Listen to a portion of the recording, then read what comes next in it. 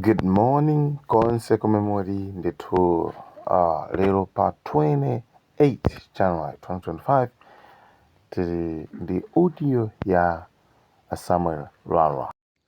Yes, comrades, good morning and how are you? Mwaswera bwanji, ndipo muli bwanji ena. Comrades, let me just tell you something today. Msangoti mwina mkungumangota nthawi campaigning. Nthawi hii tili campaign time. September kuli zisankho. Panopa zipani zikukonzekera kupita ku campaign. After campaign anthu amalawi tikavota kusankha mtsogoleri tingafuna. Koma chenjezo langa nali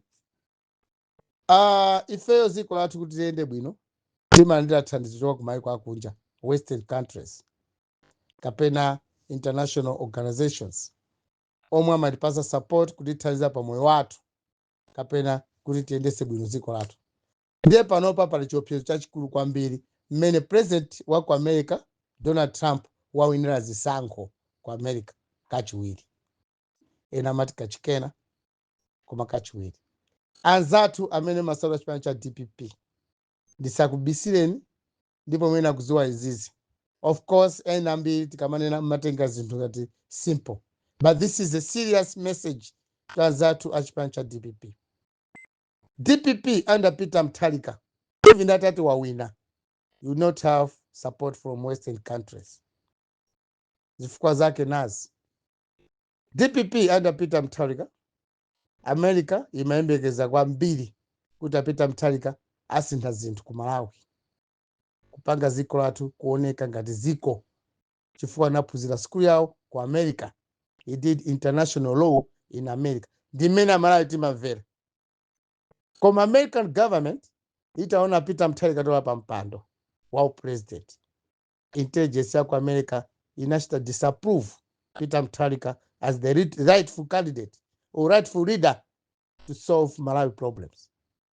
As a result, America, that time it was under Trump, and as such, Trump anachita write off usogolero wa Peter Mutharika. It is in his office today, mena wawina Trump. Mutharika kangowina usogoleri wa ziko lino pa September pano, Amalawi forget about any support from America. America ndimene amapanga control dollar. US dollar ndimene machita control zinthu. Ziko lonse lapansi limayenda in US dollars. Therefore, panopa we're already struggling with our dollar. Ndalama yathu si ikuchepa mphamvu kutali ndi dollar. And Trump would punish us by making us not to make our Malawi kwacha too much closer to his dollar. Kulibe. Napa ulamula wa Peter Mutharika. Expect forex zativuta kwambiri. Komanso dollar hii izakhala mphamvu koopsa against our kwacha. As a result, miyo yathu izavuta. Why Trump doing this? Trump aupanga zimene zizi pa zintchito zimene anaona apita Mutharika ali pa mpando.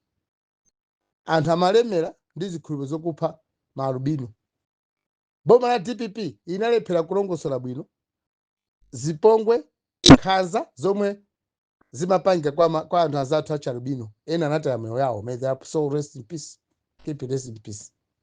Boma la America linali lodabwa kwambiri kuti munthu anaphunzira ku America, koma anthu ake ali kuchipani amakhulupirira kupha maalubino, kumatenga mafupa, kumapanga mankhwala kuti awine zisankho kupita ku parliament, kapena awine zisankho ngati mtsogoleri wabwino. Anthu amene wawa kwambiri amachoka mbali imeneyi ya chipani cha DPP. As a result, it is in the records of American government kuti in Malawi people do politics using mankhwala. Mankhwala ake kusakaniza ndi nyama ya albino kapena mafupa ya albino kapena ziwalo zina zilizonse za zathu acha albino. As a result, boma la America linakhala kufunsa boma la Malawi nthawi imene Peter Mutharika akulamulira. Talongosolani maliro akuchitika a albino as government mukupangapo chani. DPP government inalephera kulongosola.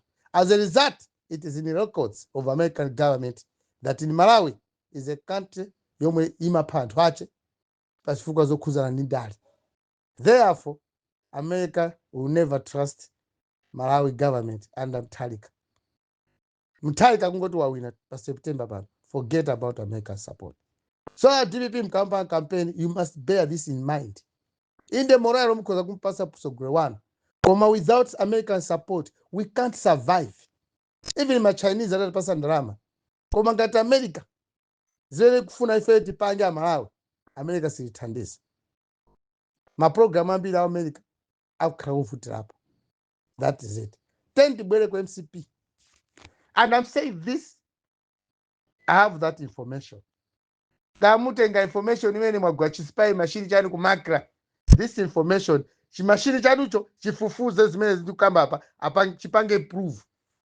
Chwa ndifantho pusa kwambira Malawi. Let me come to MCP. Lazarus Chakwera ali ku opposition anathandiza kwambiri ndi boma la America. Koma chiwene Lazarus Chakwera alephera ndi kutesa nkhanza kapena kumanga anthu omwe apanga nkhanza ya DPP makamaka pakupha anthu. Anthu achalubino amaphaja amaphedwa aja Achakwera nkhani amalubinoja sana mange nkhani zija boma lawo sizazitenge serious Achakwera. As a result, Achakwera anabwerezaso nkhanza zina apart from zokupha malubino kwapanga Malawi kumabera ndalama zawo. That's it. Achakwera pomwe anakwisa kwambiri iwo ngati munthu amene amayankhula bwino ali ku opposition, koma tolo maboma zimene amanena kuti azapangira Malawi sanapange. Chimodzi mwa icho kumanga anthu omwe amapha malubino. Akuluakulu a chipani cha DPP sanamangidwe ngakhale atchedwa mayina. Achakwera boma lawo silinamange, linapanga divert its interests kupita ku mbali yokuba ndalama. Achakwera anakhupira kwambiri amwenye kuti azipanga run affairs za dziko lino pa nkhani yogulisana katundu zomwe boma la America sinasangalala. Chida chilichonse cha nkhondo chogwidwa ku Malawi kunoko chimayenera kuti America ichione, chimayenera kuti British government ichione. Chwa maiko awiri British ndi America ndi amene amadziwa chitetezo chathu cha dziko la Malawi, osati ma Chinese, osati ma Indians. Ayi. Therefore, America under Trump zimene zizi sizinamsangalatsa ya. Ngakhale ali ku opposition, a Biden ali boma, koma nayi zizi atangokhala Trump akamona Africa, Malawi amayika number 3 dziko lolephera, dziko lomwe America yaononga ndalama zake zambiri, ndipo likuonongabe ndalama zambiri, koma asogolo yawo asogolo athu a dziko la Malawi sakuthandiza anthu athu. That's why even mafuta amafuta wawa boma la Britain Malawi Achakwera sana kumane nalo kuti afuseko chithandizo kuti mwina nkhani ya mafuta ingaende bwanji bwino kuderera. Achakwera anadera boma la Britain, anadera boma la America kuti atengeko upangiri kuti kodi mafuta ndikaendese bwanji. Anthu akakuvutika kuvutika kumagona ma filling station. American government and British government, they have never been consulted by Achakwera pakhani yoguza mafuta. Achakwera akumapita okha kumaiko kwina pamene dziko lathuli limapindula kwambiri ku dziko la America ndi dziko la Britain. Therefore, MCP akampa campaign kuti Lazarus Chakwera zawine zisankho 2025 Amalawi tikuzita ndinaso mavuto ena. America ndi Britain yufuna mtsogoleri wa dziko la Malawi yemwe angazapanga ubale wabwino wooneka wonyadilisa Malawi imene boma la America ndi Britain likufuna panopa. Koma kukhala kwa Chakwera boma kuyamba 2020 kuzafika lero, boma la America has never been consulted, sinambe lafusidwapo kuti mwina lithandizirepo pa mavuto amene tikukuma nawo kunoko, kuyamba vuto la forex, kuyamba vuto la chani la kusowa zinthu zina zofunikira, kapena kukwera kwa zinthu, kapena kugwa kwa kwacha. Boma la Chakwera sinambe lapita ku British government through their embassies, kapena pita ku American embassy kukafunsa how best tingathandize bwanji ngati dziko lathu.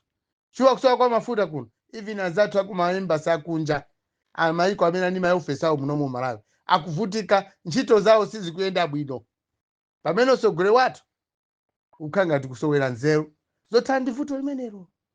That is one. Number 2, boma la America mpaka leloli silikuvesesa bwinobwino kuti chifukwa chani Lazarus Chakwera anali president wa maiko anthu osauka ku dziko lonse lapansi, pamene Malawi muno muna anthu ambiri omwe anaphunzira ku America, anthu ambiri omwe anaphunzira ku Britain, ma professors you can mention them, anaphunzira sikulu zawo kachenjede mpaka kukhala ndi akuluakulu omwe anaphunzira international law ngati Peter Mutharika. Koma mavuto athu kunoko ku Malawi sakuta. Corruption ili pamwamba.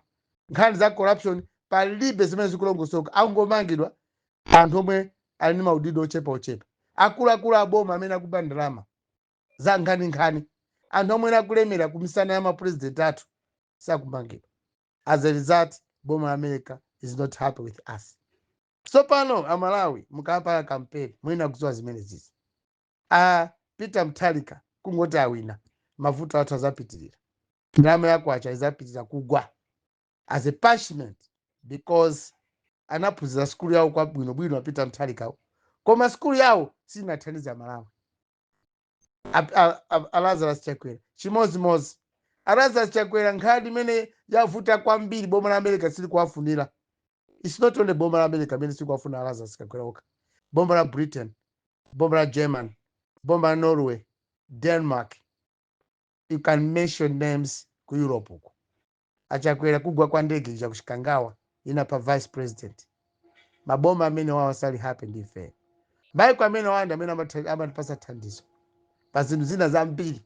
Maboma ambuyo omwe amayenda bwino chifukwa mbali ina ngakhale abingwa Mutharika amanyoza azungu, koma mbali ina azungu aja amamvesesa bingwa Mutharika, ukali wake umaveka. Koma Achakwera na Peter Mutharika ayi. That is number 2. Number 3, boma la DPP ndi boma la MCP lalephera kupanga define umphawi wa ku Malawi. Maiko amene wa America ndi Britain amafuna aziwe kodi ku Malawi akamati munthu ndi mphawi chimachika ndi chani, amasowekera chani, iziti chakudya, iziti nyumba. Komanso munthu akakhala mphawi chifukwa chani, amaba ndalama za boma. Boma la Malawi silinangosolo zimene zizi. Zendu kamba papa is a classified information yomwe with American government and British government. Ma British afuna aziwe kodi umphawi wa ku Malawi uli bwanji. Chwa maiko anzathu amene akupanga bwino amaziwa umphawi wawo, ndipo akaziwa umphawi wawo amapanga zizoyenera kutesa umphawiwo. Pamene ku Malawi umphawi wathu sili kuuziwa. Monga ineyo Samuel Wala, I don't know why I'm called poor. Kodi masowekera chani, kodi ku Malawi kuno munthu ukalemera wena ukhandi chani. Boma la Malawi sili kulongosola mavuto amene lili nawo ku maiko akuluakulu ngati Britain ndi ku America. As a result, we are not going to have that support from these countries unless tipange define kodi umphawi wa ku Malawi ndi chani, zimene tikufuna kwa azungu ndi chani.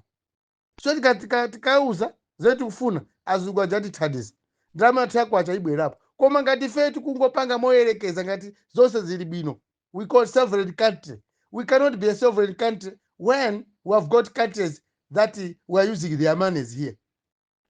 Ife kulemera kwathu kumayendera ma dollars, kulemera kwathu kumayendera pa euro, kulemera kwathu kumayendera ma British pound. Therefore, sindingakhale ziko lolemera but not using currency ya maiko amene ndachulawo. So comrades Malawians, when we are campaigning for our leaders as that have DPP, mwene akuziwa msogolero watu kuti is not a favorite of the British government, is not a favorite of American government. Chimozi MCP mkampanga campaign kamunga mpase mwana chotani kuti boma ndilo mweli. Koma ngati boma la Britain sili kusangana naye Chakwerayo, palibe chiza city. Boma la America kasi kusangana naye Chakwera, palibe chiza city. Let's vote for new people. You know already now, when I reached napaka chigayo choti ti voted Daso Kabambe, ndinafufuza zimene zizi. Of course, Daso Kabambe also amakaikira. Come as I'm talking today, the British government, American government is just behind Daso Kabambe. Why American government and British government is behind Daso Kabambe? One, Daso Kabambe anaphunzira bwino choyamba ali wang'ono.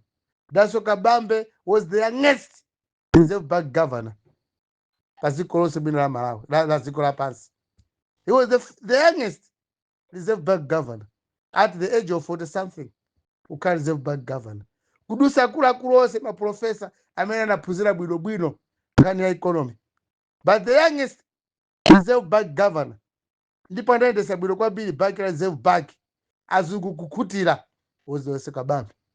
So when I'm campaigning for Daso Kabambe, ndi information imene hii ya msogoleli a DPP ya msogoleli wa MCP. The only person yemwe azungaga very is Daso Kabambe. Daso Kabambe anapanga skulu yake ya bwino kwambiri, anakoza bwino kwambiri ku Britain. Dziko la Britain lili support yonse kwa Daso Kabambe, whether you like it or not. Tengani ndale zanu za chimizicho, koma Daso Kabambe is the only person yemwe boma la America ni boma la Britain linga pasi support hata yuda Sango pa September. Ziko mkwambiri, good morning.